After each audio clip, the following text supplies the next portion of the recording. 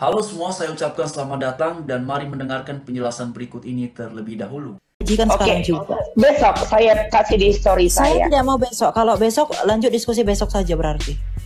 Saya tidak mau. Berarti saya bisa bertanya. Berarti saya bisa bertanya. Saya tidak mau melanjutkan diskusi kalau tidak ada base datanya. Base data. Oke, saya nggak main data. Saya mau bertanya sama Elia. Saya bakalan pakai standar akademis ya. Standar akademis sesuai klaim Anda tadi. Bahwasanya sebelum keyahudian, Islam itu sudah ada. Nah, maka standarnya itu harus adanya interpretasi. Harus ada naskah yang mendukung. Misalnya naskah Persia. Misalnya naskah Persia sebelum Masehi itu kan ada konflik dengan keyahudian, bahkan sebelum itu. Maka jika dalam naskah-naskah Persia setidaknya, karena sejatinya apapun ceritanya, semua nabi itu beragama Islam, tidak ada yang beragama Yahudi. Maksud saya, semua nabi itu Islam. Dari Persia, naskah Assyrian, naskah Yunani, yang menuliskan bahwasanya ada jejak orang-orang yang bernama orang-orang Muslim atau Islam. Nah, maka itu bisa dibenarkan bahwasanya klaim Anda Islam. Memang dibenarkan. Memang dibenarkan. Semua nabi itu beragama Islam, turunnya dari Allah. Ya itu kan pandangan teologi. Coba kamu ngomong ke orang Yahudi begitu, apa nggak dirudal Ratu? Enggak akan dirudal. Coba bilang sama orang Yahudi, Yahudi, itu sebenarnya Nabi Musa itu tuh adalah seagama dengan saya. Coba, kamu berani nggak ngomong kayak gitu sama mereka? Ya berani sekali. Karena memang Nabi Musa itu Muslim, Elia. Nabi Musa itu bukan Yahudi. Tapi nggak apa-apa. Nggak apa-apa bro Elia. Apa ya hidup di kaum Yahudi? Daud sama Musa, Ratu Entok. Daud sama Musa lebih tua siapa, Ratu? Tuan Elia. Oh enggak, saya tanya dulu itu aja dulu. Tuan Tapi nggak apa-apa. Nggak apa-apa Kak. Aku mau nanya bentar ya. Mau klarifikasi sebentar nih Kak Elia. Kak Entok, saya mau tanya, di dalam Islam itu selain kita harus bersyahadat, harus mempunyai rukun iman dan rukun Islam, betul? Kalau seorang Islam tidak memiliki rukun iman dan rukun Islam, dia tidak bisa disebut sebagai Islam, betul? Betul nggak? Sepakat nggak? Tapi nggak semua juga Islam itu mengetahui rukun iman, rukun Islam. Contohnya, mana tahu dia mu'alaf. Orang mu'alaf itu harus dibimbing. Dia ketika mu'alaf itu menurut peraturan Islam harus ada saksinya. Dan saksi itu harusnya mereka yang mengerti agama. Maka tidak ada persoalan orang tidak tahu rukun iman dan rukun Islam. Nggak bisa dengan tanggapan seperti itu. Sekarang saya tanya, apakah dari Adam sampai dengan, ya katakanlah kecuali Nabi Muhammad ya, sampai Isa itu tahu rukun iman dan rukun Islam itu ada apa aja? Rukun iman, rukun Islam itu terjadi juga dari abad keberapa sampai abad keberapa seperti itu. Nah, baru semua. Apa sih rukun iman itu, Kak Entok, bisa dijelaskan nggak? Rukun iman itu apa? Rukun Islam itu apa? Rukun iman ada 6. Percaya kepada Allah, percaya kepada malaikat-malaikat, percaya kepada kitab-kitab, percaya kepada rasul-rasul, percaya kepada hari kiamat, percaya kepada qada dan qadar yang terakhir. Rukun Islam yang pertama syahadat, sholat, puasa, zakat, pergi haji bila mampu. Sekarang saya tanya, dari rukun iman yang saya sebutkan, ke-6-6-nya diakomodir, dilaksanakan nggak oleh Adam? Kita bahas Adam dulu deh. Adam percaya kepada Allah nggak? Dia pasti percaya lah kan. Percaya, oke. Adam percaya sama malaikat nggak? Sudah pasti percaya. Sudah pasti percaya. Adam percaya sama kitab-kitab yang diturunkan oleh Allah? Zabur, Taurat, Injil, Al-Quran, Adam percaya? Belum, karena memang sebelum ada zaman yang memang Adam itu tidak hidup di zaman itu. That's it. Apakah Adam bisa disebut sebagai Islam? Memang dia Islam, Nabi Adam itu Islam. Rukun iman yang ketiga saja Adam nggak tahu. Bagaimana disebut sebagai Islam? Karena rukun Islam itu bukan dari bagian rukun iman, bukan rukun Islam. Ya, dengar ya, rukun iman ataupun rukun Islam itu kamu mau jadi Islam, kamu hafal dulu rukun iman. Kamu harus tahu dulu rukun Islam. Bukan hafal. Tidak seperti diketahui, bukan dihafal. Iya, rukun ini yang salah dari Ratu Entek diketahuin pun tidak fardu. Diketahuin pun tidak fardu. Tidak fardu. Kalau orang mau jadi Islam bukan. Iya, memang. Misal kamu sekarang mau login nih, kamu tidak perlu tahu rukun Islam, rukun iman, tidak. Tapi kamu yakin bahwa Allah Subhanahu wa Ta'ala itu adalah Tuhan. penjuru alam, tanpa sekutu, tanpa diperanakkan dan diberanakkan. Dan Nabi Muhammad itu adalah utusan Allah, tiada nabi setelah dia. Nah, setelah dia bersyahadat, dia resmi menjadi Islam.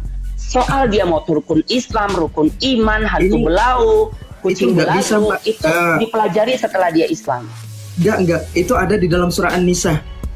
Tahu nggak? Ya ayyuhallazina amanu aminu billahi wa rasulihi wal kitabil ladzi nazala ala rasulihi wal kitabil ladzi anzala min qabl wa may yakfur billahi wa malaikatihi wa kutubihi wa rusulihi wal yaumil akhir faqad dalalan ba'idah. Wahai orang-orang yang beriman, tetaplah beriman kepada Allah dan Rasulnya dan kepada kitab yang Allah turunkan kepada Rasul-Rasulnya serta kitab yang Allah turunkan sebelumnya. Percaya kepada malaikat, percaya kepada kitab, percaya kepada Allah, percaya kepada Rasul. Iya, betul. Itu termasuk rukun iman, nggak bisa diketahui nanti. Itu fardu. Nah, sekarang saya tanya, emang orang Kristen semua tahu tentang masalah Injil? Tahu. Tahu, itu bagi kamu. Tapi banyak teman saya yang Kristen, saya murtadin. Justru sama sekali nggak pernah baca. Saya murtadin. Saya pelajari Injil itu sebelum saya mengimani Kristus. Jadi kalau tadi saya mungkin kamu memang basicnya seperti itu. Memang kamu mau jadi penginjil ataupun pengikut saya bukan menjadi penginjil. Gitu. Gini Kak Entok, saya takut nanti karena saya masih berhubungan dengan ustadz-ustadz juga sama guru ngaji saya. Itu kira-kira boleh nggak konfirmasi klarifikasi terkait tentang bahwa orang Islam itu nggak fardu untuk mengetahui rukun iman? Gini, harus fardu setelah dia jadi Islam. Kamu tadi kan klaimnya kalau orang mau jadi Islam harus tahu ya. Saya bukan mau jadi Islam. Tadi saya mengikuti premis Anda dari awal bahwa Adam, dari mulai Adam sampai dengan Nabi Isa, paling tidak kalau Nabi Muhammad kita tahu beliau memang yang membawakan Islam. Nabi Adam itu sudah Islam. Pertanyaan saya, Nabi Adam tahu nggak rukun iman kalau dia sudah Islam? Tidak, karena dia tidak mau pelajarin seperti itu. Itu dipelajari sama zaman setelah kita jadi manusia seperti ini. Jadi demikian teman-teman dan Bapak Ibu, sebagaimana sudah kita simak bersama, dan karenanya silahkan berikan tanggapan ataupun responnya di kolom komentar yang sudah tersedia. Dan memang beberapa waktu belakangan ya, ide ini cukup ramai diperbincangkan di ruang publik, terutama Bapak Ibu semua, setelah dia menyampaikan pemikirannya ataupun gagasannya ketika hadir di podcastnya Dr. Dicari, dan juga semakin ramai lagi usai Deddy Corbuzier ikut memberikan respon ataupun tanggapan atas penjelasan yang disampaikan oleh Elia. Nah, kemudian Bapak Ibu semua, tidak hanya itu ya, Donditan pun juga yang kalau tidak salah ya, ini kan Donditan juga seorang mualaf Bapak Ibu ya, ini dia ya. Sosok Donditan ya, mualaf Tionghoa yang tanggapi Elia Miron di podcast Dr. Disarli ya, juga ikut bersuara. Bahkan beberapa jam yang lalu saya sempat dengar ya, ada satu penjelasan juga yang disampaikan oleh Kainama sebagai responnya terhadap penjelasan yang yang ramai diperbincangkan oleh masyarakat yang disampaikan oleh Elia Miron. Nah, kemudian Bapak Ibu semua, dalam kesempatan itu Kainama mengatakan bahwa Elia ini tidak tahu ya asal usulnya dari mana, lalu kemudian tidak punya pemahaman teologis yang mendalam, lalu kemudian tidak sering menampilkan data. Nah, justru di dalam penjelasan tadi di bagian awal ya, Elia ini ternyata dia tidak mau melanjutkan diskusi ataupun kemudian pertukaran pikiran terkait dengan hal beragama ini kalau tidak disertai dengan data-data yang valid ataupun yang bisa dipercaya. Makanya tadi kan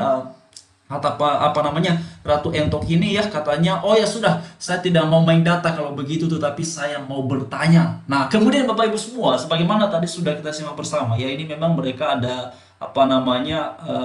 istilahnya kawan-kawan yang bisa dikatakan debat ataupun diskusi ya, semi debat lah ya. Jadi mereka ini saling membangun sebuah argumen terkait dengan apakah ya Bapak Ibu semua, karena kalau dalam keyakinan Ratu Entok tadi sudah disampaikan ya terkait dengan Adam, tetapi juga kalau dilihat dari perspektif iman Kristen, memang Adam ini Bapak Ibu semua ya tentu Adam ya, bahkan Adam ini Bapak Ibu ya bukan Kristen ya, Adam itu bukan Kristen ya, karena Kristen ini kan ada sebelum setelah ataupun pada zaman Yesus teman-teman, setelah Yesus naik ke surga ya, lalu kemudian seperti yang kita perhatikan dalam kisah para rasul ya, mula-mula kan disebut sebagai pengikut jalan Tuhan, lalu kemudiannya disebut sebagai orang percaya, lalu kemudian muncul istilah Kristianos ataupun Kristen ya, dan itu nanti kita akan bahas kawan-kawan. Kalau Bapak Ibu juga, saya pernah ya share satu penjelasan terkait dengan munculnya istilah Kristen itu, dan kemudian sampai sekarang ini perkembangan seperti apa dan bagaimana. Bapak Ibu juga bisa memperhatikannya di video-video kita sebelumnya ya teman-teman. Tapi pada kesempatan ini saya mau fokus dulu melihat terkait dengan apa yang kemudian membuat Elia ini semakin ramai diperbincangkan di ruang publik dan juga terkait dengan ya beragamnya respon terhadapnya. Memang kalau sesuatu sudah masuk ke dalam ruang publik ya itu tidak bisa dipungkiri ya, tentu ada yang akan pro tetapi juga ada yang akan kontra ya, seperti yang kita lihat beberapa waktu belakangan. Usai Deddy Corbuzier juga menyampaikan kekesalannya ya Bapak Ibu ataupun kemarahannya kepada Elia ya. Deddy Corbuzier kan ngomong berapa menit itu Bapak Ibu, cukup lama ya. Deddy Corbuzier ikut bersuara dan memberikan responnya terkait dengan penjelasan Elia, dan salah satu penjelasannya yang cukup ramai itu adalah mengenai penjelasan Deddy Corbuzier bahwa Anda katanya blak-blakan ya masuk kamar orang lain. Bahkan kemudian Deddy Corbuzier juga membuat sebuah analogi ya, bahwa bayangkan kalau misalnya Anda punya kamar kos, lalu kemudian Anda masuk ke kamar kos orang lain dan Anda membanding-bandingkan ya kamar Anda lebih bagus dan kamar orang yang tidak demikian ya. Nah sebenarnya begini kawan-kawan ya, justru setelah beberapa waktu belakangan Deddy Corbuzier ini memberikan respon ataupun tanggapannya terkait dengan Elia, justru muncul lagi video lama ya ataupun apa namanya kawan-kawan, satu tulisan ya yang beberapa tahun lalu itu ketika Deddy Corbuzier mengucapkan apa namanya selamat Natal, tapi juga disertai dengan apa namanya uraiannya terkait dengan Natal itu, oh ini loh begini loh dan segala macam, itu juga sudah direspon kawan-kawannya oleh Pak Pendeta Gilbert. Nah sekarang pertanyaan begini ya, ketika Deddy Corbuzier menyampaikan ya pemikirannya ya tentang Natal ya, yang pada dasarnya adalah ruang lingkup itu adalah keimanan Kristen dan Deddy Corbuzier bukan lagi Kristen. Pertanyaan begini, Deddy Corbuzier masuk kamar orang lain atau enggak tuh ya? Nah itu yang pertama. Lalu yang kedua adalah teman-teman semua, kita tahu ya bahwa orang-orang yang memang tidak semua, tapi juga tidak bisa dipungkiri bahwa cukup banyak ya orang-orang yang mu'alaf itu ya, yang sampai hari ini bahkan mereka ini hobi banget melakukan pembahasan terhadap Alkitab ya, hobi banget melakukan pembahasan terhadap iman Kristen. Pertanyaannya begini ya, seperti Kainama dan beberapa mu'alaf lainnya. Ya, pertanyaannya begini, itu masuk kamar orang lain atau enggak ya? Nah harusnya kalau saya secara pribadi ya lebih menghimbaunya Deddy Corbuzier ini harusnya lebih memberi perhatian ya terhadap orang-orang yang seiman dengannya, yang sering sekali masuk kamar orang lain. Dalam hal ini masuk ke ruang lingkupnya iman orang Kristen ya, kan jangan bagus begitu kawan-kawan. Jadi sebelum mengomentari ya kelompok ataupun orang-orang yang berada di luar dari komunitas iman kita ya, sebaiknya kan ya sebagai sama orang yang sesama punya Tuhan yang sama, punya nabi yang sama, harusnya kan perhatiannya itu kan lebih diarahkan dulu dong kepada orang-orang yang seiman dengan Deddy Corbuzier ini ya, seperti Kainama. Nah pertanyaan begini, Deddy Corbuzier berani nggak tuh ya berikan kecamannya terhadap Kainama dan beberapa mu'alaf lainnya seperti yang dilakukannya kepada Elia ya, dan mengatakan bahwa wah jangan asal bicara, monyet pun juga bisa bicara katanya ya, monyet pun juga bisa bersuara. Nah itu dia kawan-kawannya. Lalu kemudian Bapak Ibu semua, bagaimana dengan tudingan terhadap Elia yang beberapa waktu belakangan bahkan disebut seperti ini kawan-kawan. Saya coba kasih tunjuk dulu ya, dituding ya sebentar, kalau dituding ini ya ini penistaan agama juga ya, tapi ini katanya ini kawan-kawannya. Sebentar saya coba kasih tunjuk dulu apa. Nah ini dia ya. Sebentar kawan-kawannya. Sebentar di sini mana ya? Ada satu kemarin itu ya, saya lihat belah ya. Coba share dulu. Supaya nanti sama-sama kita bisa melihat kawan-kawannya ini dia ya. Nah mana ya? Ada lihat kemarin itu teman-teman ya, sebentar. Oke sebentar Bapak Ibu ya. Ini dia kawan-kawannya seperti yang ada di sini ya. Bahkan dituding sebagai pemecah belah bangsa, juga dituding penistaan agama kawan-kawannya. Pertanyaan begini ya, tudingan-tudingan seperti ini ya, memang kita tidak bisa batasi orang untuk beropini ataupun bergagasan, tapi pertanyaan begini ya, kalau Elia saja hanya karena penjelasannya itu yang kemudian ramai dan dituding seperti itu ya, terlepas dari apakah kemudian ini dianggap salah ataupun tidak kawan-kawannya, saya tidak mau lihat dulu di situ ya, karena kalau dari perspektif teman-teman yang pro Elia pastinya menganggap itu tidak salah, karena Elia menjawab pertanyaan. Tetapi yang kontra terhadap Elia mau benar pun pasti katanya kan salah teman-teman.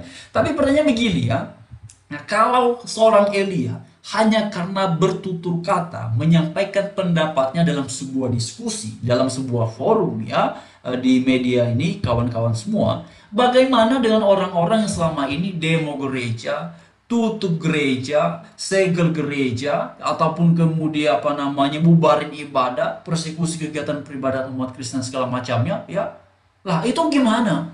Ya, Bukankah itu sebenarnya jauh lebih konkret dan sudah terbukti secara nyata di ruang publik bahwa mereka-mereka ini yang justru lebih pantas dan layak disebut sebagai intoleran dan juga pemecah belah bangsa. Ya, karena mereka sudah tidak lagi berada pada area bergagasan, tetapi ini sudah masuk dalam tindakan ya, melarang ibadah, membubarkan ibadah tanpa alasan yang jelas. Kecuali selama ini mereka hanya berputar-putar pada alasan bahwa tidak ada izin dan segala macamnya. Ya, berputar-putar pada hal itu saja. Padahal sebenarnya apa urusannya juga ya kawan-kawannya. Orang mau ibadah saja kok mesti izinnya. Orang mau ibadah di rumah saja kok mesti ada izinnya. Hanya yang lucu kawan-kawannya. Kecuali kalau itu sesuatu yang tidak bagus, maka kita perlu ya harus ada izin. Karena bisa misalnya tidak mendatangkan manfaat bagi orang ya. Tetapi kan ini tidak ya. Dan kalau bicara fasilitas, bicara apa namanya sumber dayanya, resource-nya, kan juga tidak menggunakan gedung mereka, tidak menggunakan lahan parkirannya mereka, ya, tidak minta sumbangan ke mereka, kan itu memang Bapak Ibu. Nah, bagaimana dengan orang-orang intoleran seperti ini? Ya, bukankah kepada mereka jauh lebih cocok bila disematkan adalah makhluk-makhluk intoleran yang memecah belah bangsa? Ya, karena kalau hanya karena Ilyas saja yang bergagasan lalu kemudian dituding seperti ini, ya bagaimana dengan mereka yang sudah bukan lagi pada area gagasan tapi sudah masuk dalam tindakan? Tentu lebih berat kawan-kawannya. Ya, saya melihatnya seperti itu. Jadi itu dia Bapak Ibu semua sebagaimana tadi disampaikan oleh ya dalam penjelasan di awal yang sudah kita dengarkan bersama. Bagi saya secara pribadi itu memang mengenai hal beriman beragama ini kembali kepada masing-masing kawannya. Tapi kalau itu sudah disampaikan ke dalam forum, ke dalam ruang diskusi, tentu pada akhirnya akan saling menguji kekuatan argumentasinya. Dan tentu ya semuanya jangan berdasarkan asumsi tapi harus base data ya. Nah itu dia kawan-kawan, sekian, silahkan berikan tanggapan ataupun responnya di kolom komentar yang sudah tersedia dan mari melakukannya ya, terus menyuarakan kebenaran tetapi haruslah dengan bijaksana dan mencerminkan kita adalah orang-orang yang percaya kepada Tuhan Yesus. Terima kasih, salam sejahtera bagi kita semua, salam toleransi dan mari terus bertumbuh dalam iman kepada Tuhan Yesus selalu. Selamat beraktivitas, salam Pancasila dan salam toleransi.